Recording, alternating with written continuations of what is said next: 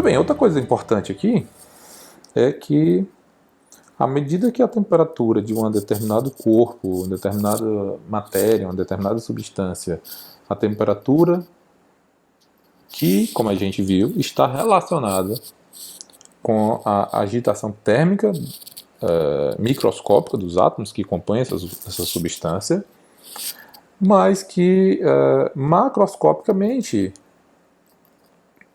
essa matéria ela vai se manifestar em um determinado estado ou fase, certo? Que a gente chama estados da matéria ou fases da matéria, certo? O que é isso? É a manifestação macroscópica da forma física de substâncias. Então, por exemplo, a água abaixo de 0 graus Celsius ela se apresenta como um sólido, que é o que a gente chama de gelo. Acima dessa temperatura, mas, ou melhor, entre 0 e 100, ela se apresenta como uma água líquida, certo? Ela se apresenta no estado líquido. E acima dos 100 graus Celsius, claro, de novo, esse 0 e esse 100 aqui é para a pressão ambiente, certo? Por exemplo, se você sobe uma montanha, a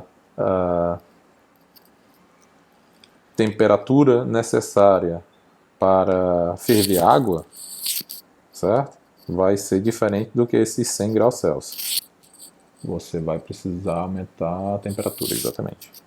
Certo? Outra coisa, isso aqui, esse 0 e esse 100 aqui é calibrado com água sem impurezas. Certo? Então veja que essa calibração é muito específica e tem coisas que eu não estou falando aqui, certo? Então há uma determinada pressão ambiente, certo? Um atm, ela é calibrada com uma substância muito específica, certo? Eu não lembro agora se é água destilada ou se é água mineral, certo? Mas ela é com pouquinho, ou é destilada com poucos minerais. Porque os minerais acabam alterando o ponto de fusão e o ponto de ebulição. Por exemplo, se você for ferver água na panela e colocar sal antes de ferver, ele vai demorar mais, porque isso vai aumentar o ponto de ebulição daquela água dentro da panela, certo? Ok?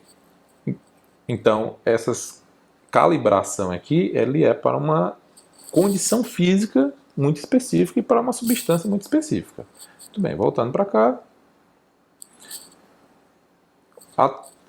Sobre as fases ou estados da matéria é a manifestação macroscópica da forma física dessas substâncias. Né? Então, as fases mais comuns, e a que eu vou falar aqui nesse vídeo, é a fase ou estado sólido, líquido e gasoso. Né? Existe uma outra estado da matéria que é chamado plasma, que é uma nuvem de partículas carregadas, certo? Que não obedecem.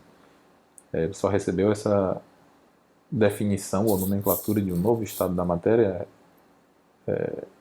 uma coisa relativamente recente, porque perceberam que ele não se enquadra nem como sólido, nem como líquido, nem como gasoso, portanto chamaram de um novo estado da matéria, que é o plasma, mas a gente obviamente não vai ser abordado aqui. Então, os estados que a gente vai estar interessado aqui, sólido, líquido ou gasoso. Então, por exemplo, a água, abaixo do ponto de fusão, ela se apresenta como um sólido, que é o que a gente chama de gelo. Acima desse ponto, ela é líquida. E acima do ponto de ebulição, ela é o vapor. Certo?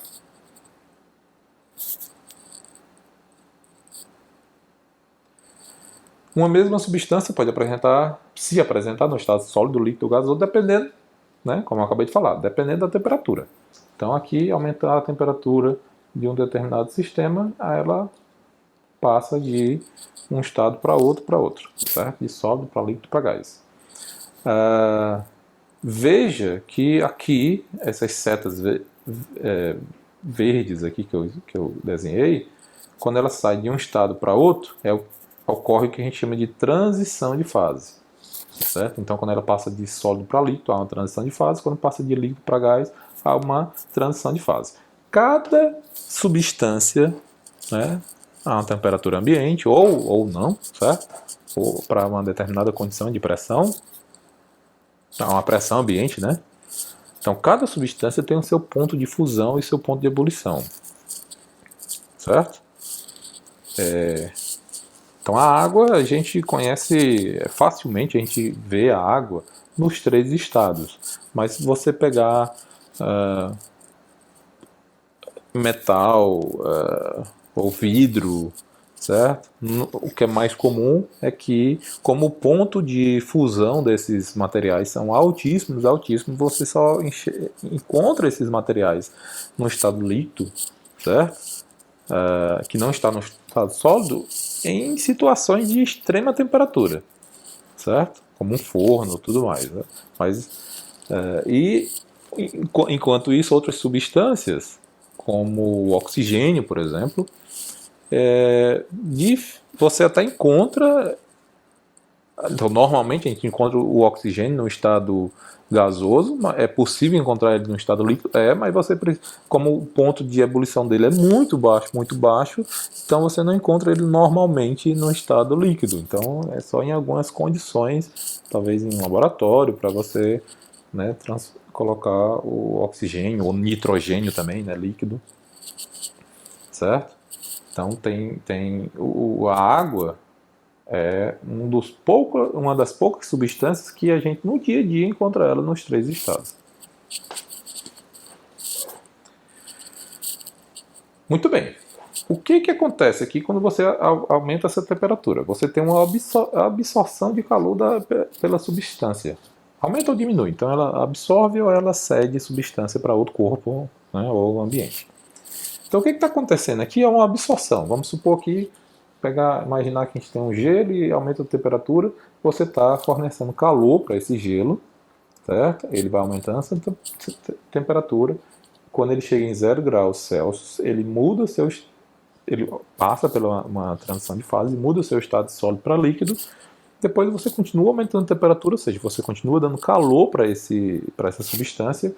Aí o líquido ele passa de 0 para 5, de 5 para 10, 10 para 50 graus Celsius, até chegar em 100, quer dizer, mantendo a forma líquida dele, mas ele foi aumentando a temperatura, recebendo calor, certo? Até que quando ele chega em 100 graus Celsius, ele continua recebendo calor, e aí o que ocorre é que ele agora passa por uma outra transição de fase. Então veja que o calor que você dá para uma determinada substância, ela pode ser, e essa substância absorve esse calor, ela pode ser usada para duas maneiras. Ela pode ser usada para aumentar a sua temperatura, mantendo seu estado ou fase, certo? Então, quando você aquece uma panela com água, antes de ferver, ela sai da temperatura ambiente. Vamos supor que a água lá tem a temperatura ambiente de, sei lá, 20 e poucos, 30 graus Celsius. Ela aos poucos vai aumentando para 40, 50, 60, certo? Então, mesmo antes dela começar a ferver, o que ocorre é que ela está usando esse calor que você está fornecendo através da boca do fogão, através do fogo, ela está usando para aumentar a sua temperatura. Muito bem. Mas nessas transições de fase aqui, o que ocorre quando você dá calor à substância, ela usa esse calor não para aumentar a sua temperatura, mas para mudar a sua forma, para mudar sua fase, seu estado, certo? Então, quando você fornece calor para a substância, ela pode usar calor, ela absorve esse calor e pode usar essa energia térmica com dois intuitos. Se ela não estiver passando pela transição de fase, ela aumenta a sua temperatura. Se ela estiver passando pela transição de fase, ela não aumenta a energia térmica, não aumenta a temperatura, mas ela tem uma transformação, ela usa essa energia para a transição de fase, o que significa dizer... Bom, a fase aqui é uma manifestação macroscópica de algo microscópico. E o que é esse algo microscópico? Ela tem uma nova distribuição molecular, certo? Se você olhar para o gelo, por exemplo, quando ele se torna líquido, tem uma nova distribuição molecular. Então, que é uma transição de fase geométrica. Então, essa energia advinda do calor é usada para essa nova mudança, né, de transição de fase estrutural molecular. Então, podemos, portanto, definir dois tipos de calor, dependendo se a energia térmica será usada pela substância para mudar de fase ou mudar a sua temperatura. Então, esses dois tipos de calor que a gente chama de calor sensível e calor latente. O calor sensível aumenta a temperatura. Calor é sempre energia térmica em trânsito. A questão aqui é que a gente vai definir se esse calor está sendo usado para aumentar a temperatura ou para induzir uma transição de fase. Então a gente chama calor sensível quando esse calor aumenta a temperatura de um corpo, mas não muda de fase, e a gente chama de calor latente quando essa energia é usada para uma transição de fase, e nesse caso a temperatura é mantida constante. Qual a importância, então? Já que calor é sempre uma coisa só, mas a forma como esse calor vai ser usado pela substância que é diferente, qual a importância de a gente definir esses dois tipos de calores? Veja, o fenômeno físico é diferente em cada um deles. Então, até para a gente escrever uma lei, uma equação matemática, né, para o calor em cada um dos casos vai ser diferente. E daí a importância. A gente precisa definir, porque a gente vai ver aqui equações diferentes para cada um deles. No calor sensível, né, usado para aumentar ou diminuir, né, a agitação térmica, ou seja, a temperatura. Quando deixamos um copo, o exemplo da água, né? Se a gente deixa um copo com água gelada, digamos, a 10 graus Celsius, água líquida, não tem gelo, mas ela está bem gelada, certo? Por exemplo, 10 graus, sobre uma mesa. É mais ou menos o copo, a água que você tira da geladeira, certo? Está mais ou menos a essa temperatura. Aí você deixa sobre uma mesa a temperatura ambiente, vamos supor 30 graus Celsius. Dentro de casa é um pouco mais frio, mas a gente deixa aí os 30, certo? Então a água absorve o calor do ambiente até atingir o equilíbrio térmico. Então eu já falei sobre esse problema aqui. Não é que o ambiente vai se tornar mais frio, porque o ambiente tem uma massa muito maior do que a massa daquele copo, da água que está no copo, certo? Nesse caso aqui, o equilíbrio térmico é quando o copo fica a temperatura ambiente. Então, o que ocorre é que a água tem uma variação térmica, né, de dt, delta T, né, que é 30 menos 100. Então, a água aumentou 20 graus Celsius a sua temperatura. Passou de 10 para 30. Então, esse calor sensível ele é proporcional a essa variação de temperatura da substância. Então a gente poderia até escrever algo desse tipo aqui, que é proporcional a dt. Ó. Então veja que isso aqui é uma lei observada, certo? Então, ele poderia ser proporcional ao quadrado desse ΔT, ele poderia ser com o inverso, certo? Mas ele é proporcional, é linear com esse ΔT, simplesmente proporcional a ΔT. E essa constante de proporcionalidade, se você tira essa proporcionalidade e coloca igual, você tem que colocar uma constante aqui, né? Isso aqui se chama constante de proporcionalidade, esse C daqui, e essa constante de proporcionalidade recebe um nome, ela tem um significado físico, e nesse caso aí é o que a gente chama de capacidade térmica, ou capacidade calorífica. E depende da substância e da sua quantidade. Veja, esse nome não é um nome infeliz, porque capacidade, né, quem estudou aqui capacitores e outra coisa, capacidade é uma propriedade de um corpo de manter alguma coisa. E aí eu já falei aqui para vocês que na realidade calor não é mantido pela substância. Calor o que a gente chama de calor é energia térmica passando, fluindo de um corpo a outro corpo. Então o corpo ele não possui calor. Então esse nome é infeliz, certo? Mas por razões históricas ele acabou ficando esse termo, certo? Capacidade térmica ou capacidade calorífica, certo? Mas o que a gente tem que entender aqui é que essa capacidade não é a capacidade do corpo manter o calor, mas é uma propriedade física relacionada o quanto de calor esse corpo precisa absorver para aumentar a sua temperatura de 10, no caso da água, de 10 a 20, certo?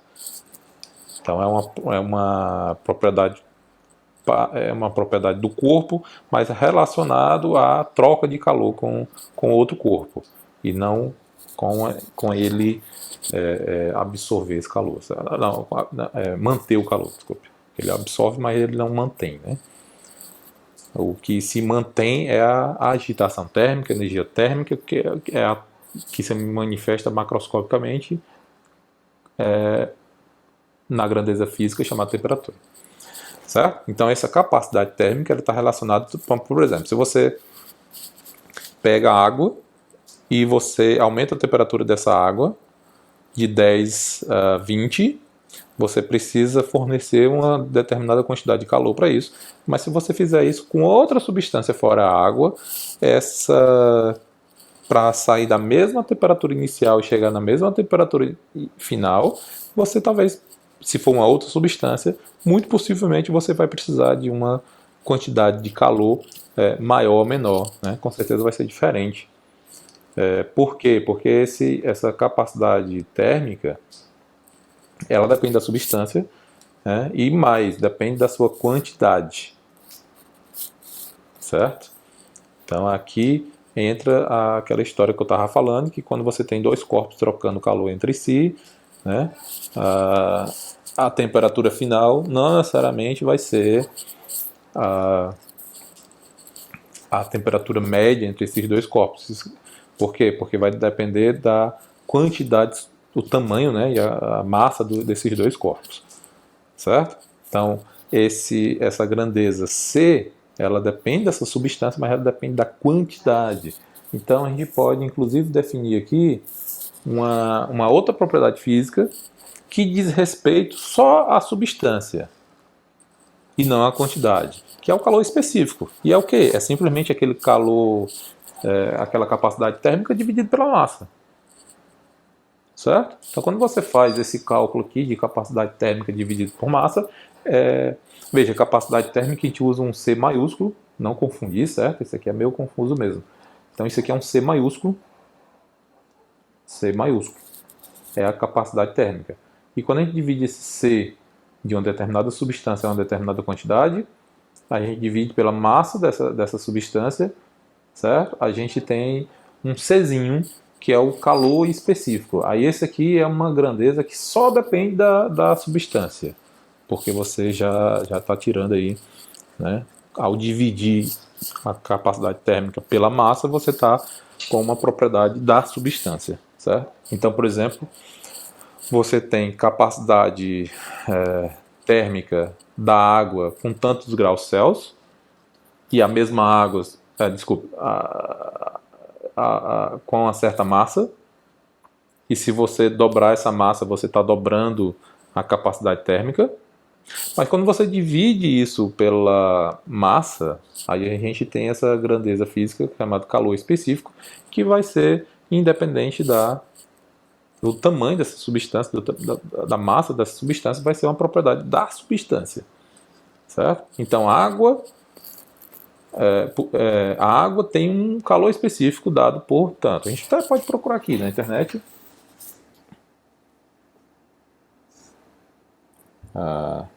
Calor específico. Possivelmente a gente vai encontrar uma tabela, certo? Vou botar aqui tabela. Peraí, aqui está o Wikipedia. Possivelmente tem uma tabela bem aqui. Aqui. Então, água, calor específico. Ó. Certo? Álcool, alumínio. Então, veja, isso aqui é uma propriedade dessa substância que está aqui do lado na primeira coluna da tabela. Ferro, gelo, hélio, latão. Veja que uma determinada substância, água e gelo, ó, ela depende da substância em uma determinada fase, certo? Então, água e gelo, elas são a mesma substância em estados diferentes, certo? Então, ela muda essa propriedade. Muda bastante, né? Ele sai de 1 para meio. Quer dizer, para você aumentar 1 grau o gelo, vamos supor, de -5 para menos 4 graus Celsius, certo? Você precisa de um certo calor, fornecer um certo calor. Que é diferente quando você aumenta de 5 para 6 graus Celsius nessa mesma substância, só que no estado líquido. Certo? Então a forma de receber calor depende do estado da substância, estado físico. Certo? Bom, a gente chama de propriedades extensivas todas as propriedades físicas que dependem da massa. Então aqui, por exemplo, a capacidade térmica é uma propriedade extensiva, né? Enquanto que a gente chama de propriedade intensiva aquelas que independem da massa. Então, por exemplo, densidade de uma substância, calor específico, certo? Tudo isso são propriedades intensivas. Agora, o volume, obviamente, depende da massa.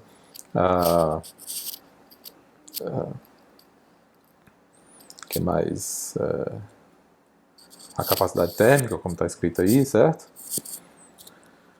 Certo? Então, a gente tem essas nomenclaturas aqui também de propriedades intensivas e extensivas. Se vocês lerem alguma coisa, isso aqui diz se ela depende ou não da quantidade da matéria, né, da substância que você tem. E agora o outro tipo de calor, né, chamado calor latente, usado para realizar uma transição de fase. Microscopicamente é uma transição estrutural, uma transição de fase estrutural. A energia térmica é usada para uma nova configuração molecular. E como a gente já tinha falado antes, não há uma alteração da temperatura. Qual é a equação que descreve isso? Essas equações são todas obtidas experimentalmente, né? Então, essa equação aqui do calor sensível. Então, como há mudança de temperatura, tem que estar na equação aí um ΔT. Mas aqui não tem ΔT. Por que não tem ΔT? Porque não há alteração da temperatura. Não faz sentido aparecer um ΔT aí. Certo? Então, o que aparece? Bom, primeiro, para que haja essa transição de fase, isso vai depender da quantidade de massa da substância. Certo? Então veja, se você colocar 1 litro de água numa panela para ferver, e você pode até esperar ela ferver todo, até sobrar mais nada na panela. Normalmente ninguém faz isso, porque até escura essa panela, né? Mas você pode fazer essa experiência. E coloque um pouco de água só um pouquinho, certo? Ao invés de ser 1 litro, você colocar, sei lá, 50 ml. Certo? Você vai ver que se você colocar na mesma boca do fogão, certo? E esperar, você pode. É difícil você calcular medir, né? Medir esse calor, certo? Mas você pode, se colocar na mesma boca do fogão, você pode imaginar o seguinte: então, o calor a cada intervalo de tempo é o mesmo, né? Então você pode medir o tempo para saber se um sistema, 1 litro de água ou 50 ml de água, né, vai absorver mais calor. Né? Então aquele litro de água, obviamente, vai demorar muito mais a ferver todo por completo, para evaporar todo. Né? O que significa que ele absorveu muito mais calor, porque ele ficou mais tempo no fogo, do que aqueles 50 ml de água. Por isso que precisa estar nessa equação aqui a massa. Então a quantidade de calor para que haja uma transição de fase tem que ser proporcional, tem que ser proporcional à massa, à quantidade da matéria que você tem para realizar essa transição de fase. Então nesse caso aqui uma propriedade extensiva, certo? E essa constante de proporcionalidade é o que chama de calor de transformação, certo?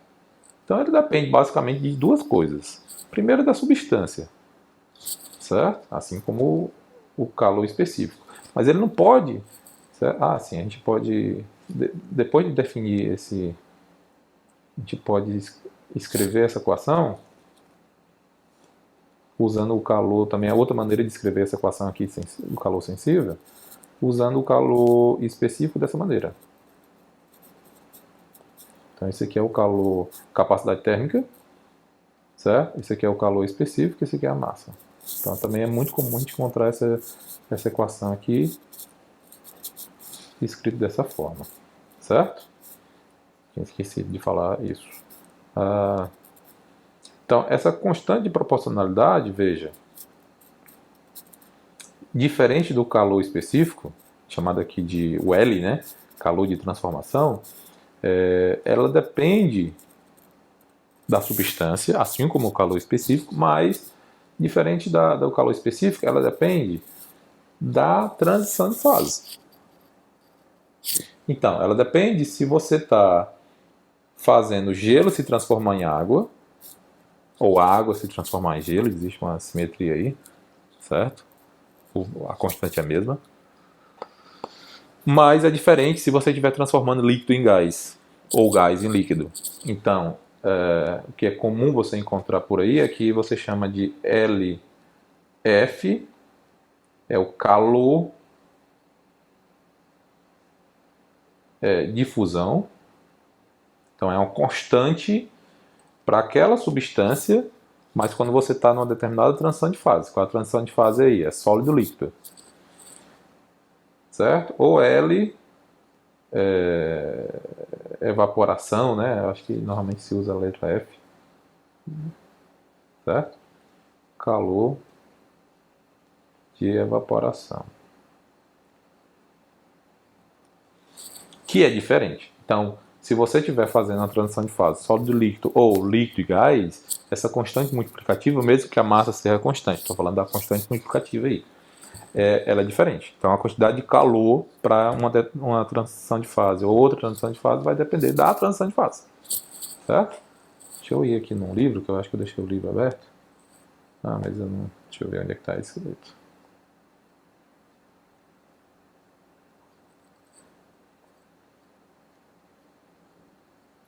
Ó, Q igual a Lm, então ele usa LV exato para calor de vaporização, né? Eu chamei de evaporização.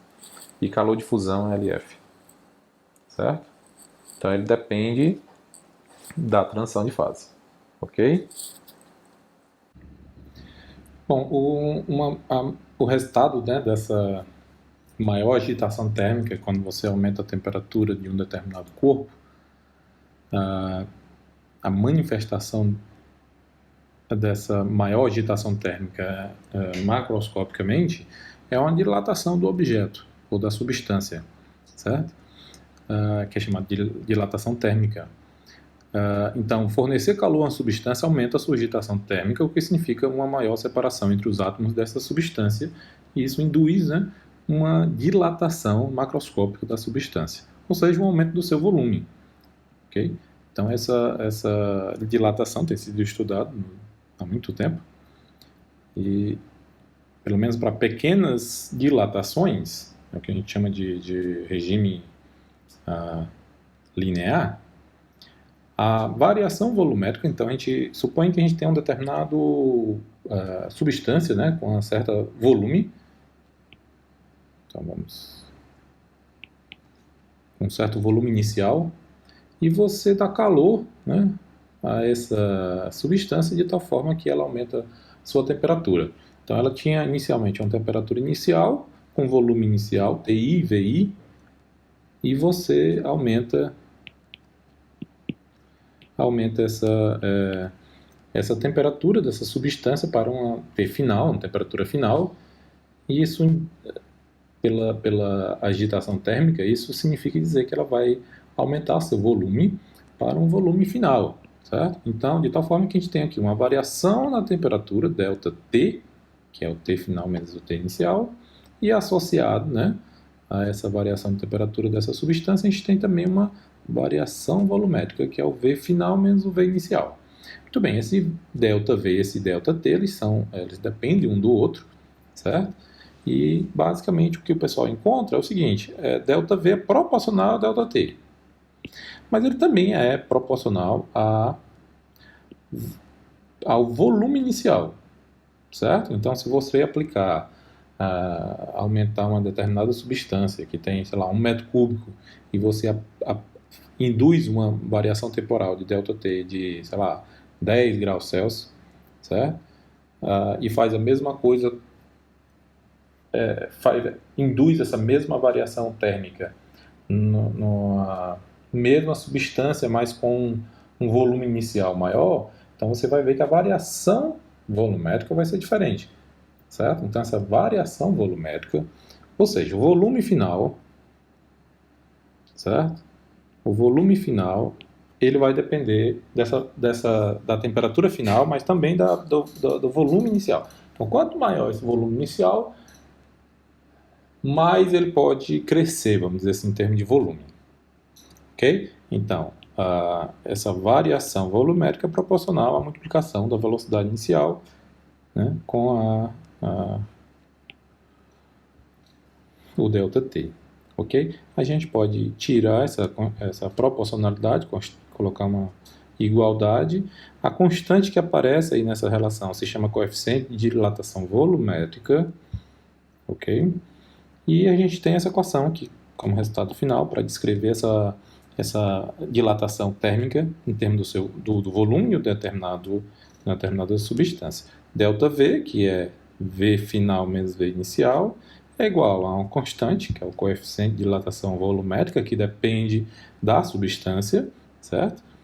Vezes a volume inicial, vezes TF menos TI. Importante lembrar que esse é o volume inicial da substância a essa temperatura inicial, enquanto esse é o volume, né, observado na substância quando a temperatura mudou, certo? Inclusive, você pode diminuir o volume se você diminuir a temperatura, certo? A mesma equação. E esse coeficiente de dilatação volumétrica, se você procurar aqui na coeficiente,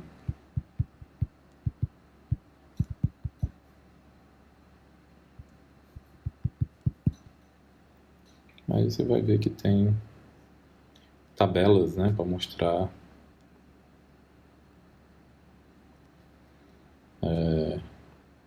o valor dessa constante para diferentes substâncias. Vamos dizer se ele... Acho que aqui não tem, né? Não, aqui eu não estou vendo. Certo? Muito bem, depois eu procuro aqui. E é interessante observar que esse coeficiente, qual é a unidade desse coeficiente. Se eu olhar para essa equação aí, certo? A gente pode inclusive escrever essa equação de outra forma. Como sendo ΔV sobre VI. Isso aqui é uma grandeza, é a razão de volume por volume. Ó. Então isso aqui é adimensional. Isso aqui é igual a beta ΔT. Ó. Então se do lado esquerdo é um valor adimensional, porque você está dividindo volume por volume, certo? Do lado direito eu também tenho que ter um valor adimensional. Aqui a gente sabe que isso aqui é temperatura, então ele pode ter valor em termos de graus Celsius.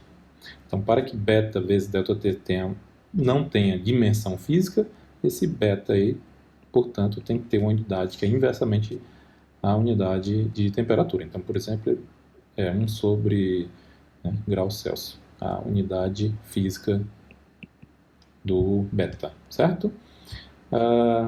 Depois a gente procura alguns valores aqui na internet, uma tabela, certo? Antes de procurar, vou só mostrar que é o seguinte, em sólidos, essa dilatação tende a ser proporcional ao tamanho do objeto em cada dimensão, que significa dizer que se você pegar uma barra, né, nesse exemplo aqui eu desenho uma barra, então é uma barra com uma área inicial, que eu chamei de AI, e tem um comprimento inicial LI, de tal forma que o volume inicial é LI vezes AI, certo? Aliás, o volume, em qualquer instante aqui, mesmo quando ele for dilatado, vai ser o comprimento vezes a área. E o que acontece? A dilatação volumétrica segue essa equação que a gente acabou de ver, onde beta é o coeficiente de dilatação volumétrica. Mas se você quiser olhar só para uma dimensão, por exemplo, o comprimento dessa barra, você escreve uma equação parecida. Isso aqui vai ser Tá aqui a equação. Vai ser a variação no comprimento, que é o L final menos o L inicial, né, é igual a uma constante, que é diferente da constante de beta, mas depende do beta, então estou chamando aqui de gama, vezes o comprimento inicial Li, vezes a mesma variação de temperatura ΔT, certo? Esses dois coeficientes, um de dilatação volumétrica e o outro de dilatação linear, vamos dizer assim, certo? Eles não são dependentes, de fato, existe uma relação entre eles que, como eu falei aqui, ó, a dilatação tende a ser proporcional ao tamanho. Então, essa dilatação tende a ser proporcional ao tamanho do objeto em cada uma das suas dimensões, significa dizer que beta é igual a 3 vezes o gama. Veja, gama e beta, ambos têm unidades de 1 sobre temperatura, certo?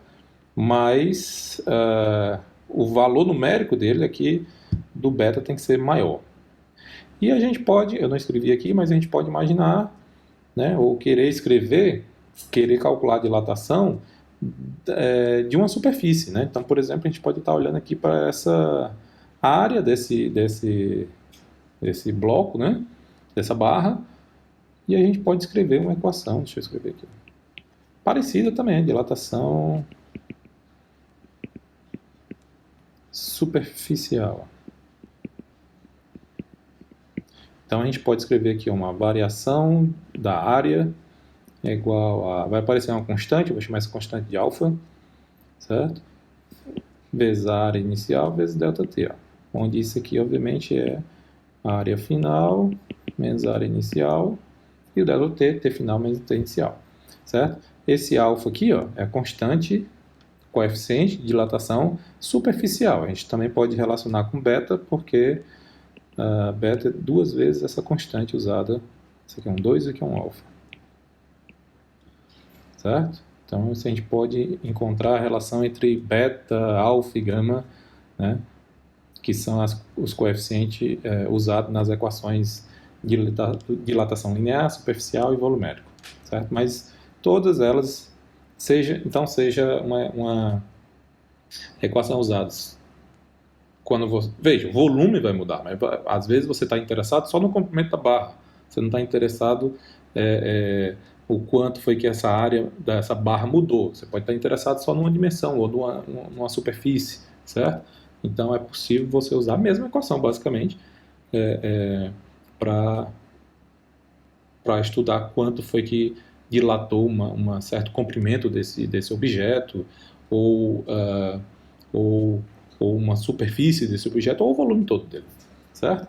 Então, talvez o que seja mais comum encontrar, por isso que eu não encontrei a tabela, talvez seja mais comum encontrar para alfa, que é a dilatação, o coeficiente de dilatação linear. Sabendo alfa, obviamente que a gente tem tanto beta como o alfa, né?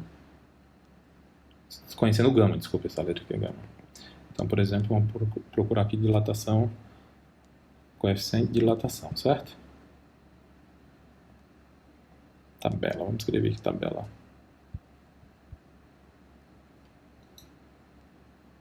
Aqui, ó. E aí aparece várias, né? Aço, cobre, latão, certo? Prata, ferro. Então veja que todos eles, tanto o alfa como o gama como o beta, a dimensão física é a mesma, 1 sobre temperatura, certo? Então esse aqui é o coeficiente de dilatação. Deixa eu ver se eu dou um zoom aqui. Não consigo dar um zoom. Pronto, aqui. Esse é o coeficiente de dilatação linear. Esses valores aí, ó, veja que é bem pequeno. 1,1 vezes 10 elevado a menos 5, que tem que ser pequeno, porque essa dilatação é muito pequena, certo?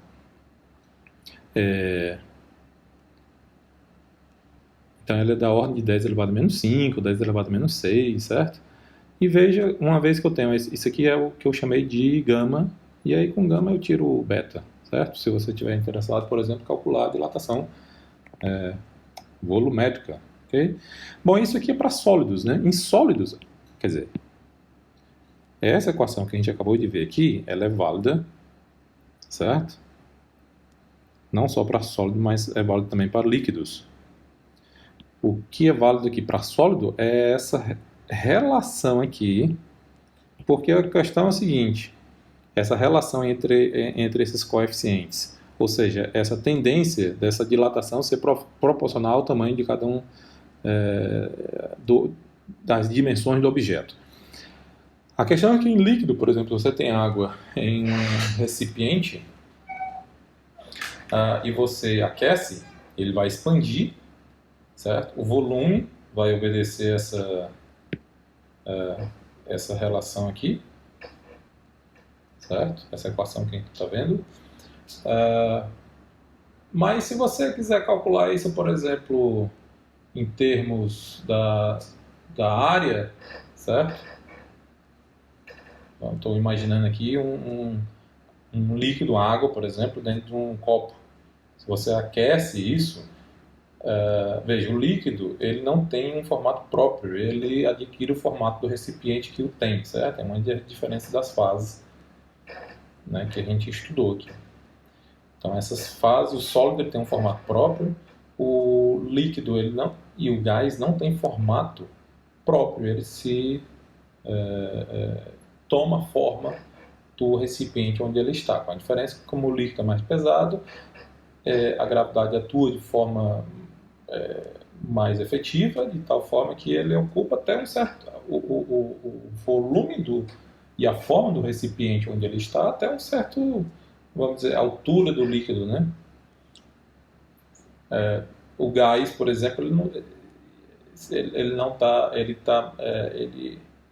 o gás ele ocupa de uma maneira mais efetiva o volume do recipiente, certo? Porque o efeito da gravidade vai atuar bem menos nele. Então veja, é possível usar essa... Eu acho que inclusive no livro ele mostra o problema disso. Aqui, dilatação volumétrica. É possível a gente calcular a dilatação volumétrica num líquido, em um recipiente, certo? Mas aí não faz mais sentido a gente aplicar esse conceito aqui de dilatação linear ou superficial, certo? Porque ele não tem um formato próprio, ele tem um formato do recipiente, certo? E aí se o recipiente sofrer uma dilatação, aí o líquido vai acompanhar essa dilatação, certo? O que eu quero dizer é o seguinte, se a gente tem, sei lá, um recipiente, um copo, e aqui a gente coloca água. Aqui tem água, certo? Aqui seria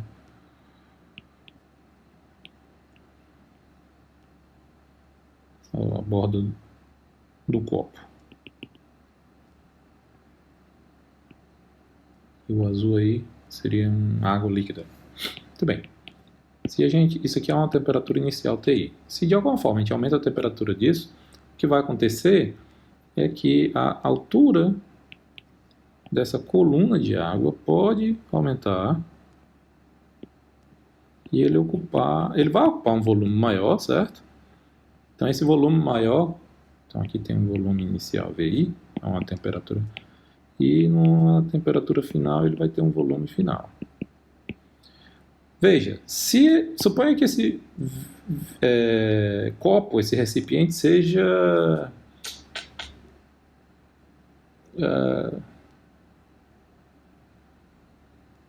bom, aqui a gente teria que calcular também, certo? A dilatação do copo. A gente teria que saber qual material esse copo é feito e a gente poderia calcular a área, vou botar em outra cor, da superfície do copo, certo? Então, o copo, ele aquecendo também de uma temperatura TI a uma temperatura final, TF, ele vai expandir, certo? Então, quando ele expandir, a água acompanha essa expansão lateral dele, certo? De tal forma que o volume, essa altura aqui,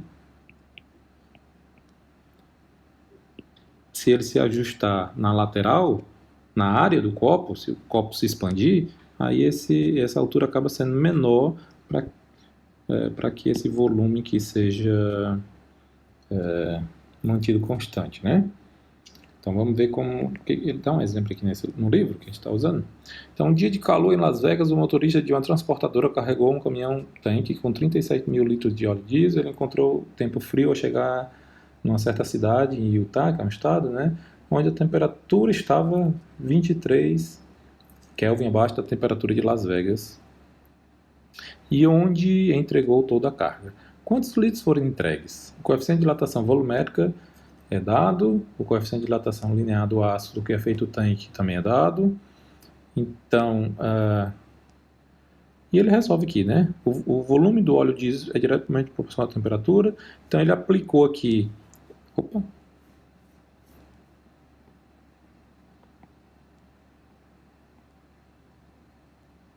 Ele aplicou aqui para a equação do volume, né, da ΔV, para calcular quanto foi a variação no volume. Teve uma diminuição no volume, porque a temperatura diminuiu, certo? Só que, sim, aí o volume entregue é o volume que ele tinha menos o quanto ele variou, certo? Note que a dilatação térmica do tanque do ácido nada tem a ver com o problema. Pergunta, quem pagou pelo óleo diesel que desapareceu? Certo. Aqui no caso que eu estava falando, veja, mesmo que você considere o que ele quis dizer nessa nota final aqui, dilatação térmica do tanque do aço nada tem a ver com problema, porque mesmo que você considere que o tanque de aço se dilatou, certo? Isso só mudaria a forma onde o líquido está armazenado. O volume final seria o mesmo. Nesse caso aqui, a gente está possivelmente considerando um tanque que é um recipiente fechado, é diferente de um copo que tem uma superfície aberta. No caso do copo, certo? O volume seria esse calculado por ΔV igual a beta V inicial ΔT. Esse aqui seria o volume do líquido, certo? Agora, se eu perguntar para você qual seria a altura nova do líquido quando esse copo com água está a uma temperatura TI, depois passar a uma temperatura TF, nesse caso, aí sim a gente teria que calcular e seria importante calcular quanto foi o aumento na área do copo. Porque o líquido vai acompanhar esse crescimento do copo na lateral, certo? E para que ele tenha um volume final VF, certo? Isso vai influenciar na altura final. Então aqui seria importante se você tivesse uma altura inicial e aqui uma altura final. Então se você disser que o copo não se deforma, certo? Então se o copo não se deforma, o volume inicial do líquido, da água, seria a altura inicial vezes a área do copo. E o volume final seria a altura final vezes a área. Se isso aqui for igual a esse, certo? O volume só é influenciado pelo aumento na coluna de água, né? Da altura da água. Agora, se o copo se deforma, esse aqui é a área inicial do copo a uma temperatura T1 e isso aqui é uma área final do copo a uma temperatura TF. Então, TI e TF. Certo? Aí a gente teria que calcular isso e isso para encontrar, se a pergunta fosse calcule a área, a altura, né, do líquido. Certo? Só para terminar essa parte, uma coisa que eu acho importante. Então aqui é um exemplo de uma régua, onde ela é aquecida, ela é dilatada. Bom, aqui é basicamente uma superfície, né, um corpo bidimensional.